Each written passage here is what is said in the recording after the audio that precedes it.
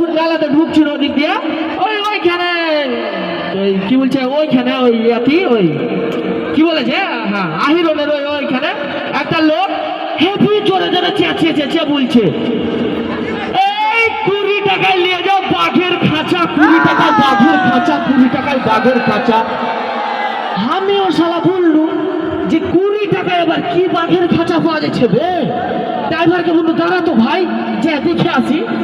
ও শালা যায় দেখছে যে যাইঙ্গে বিক্রি করছে যাইঙ্গে তো বলছে 20 টাকায় নিয়ে যাও বাঘের খাঁচা 20 টাকায় নিয়ে যাও বাঘের খাঁচা। এটা সহ্য করা যায় ভাই? বাঘটাও হেভি ছিল আর খাঁচাটাও হেভি ছিল।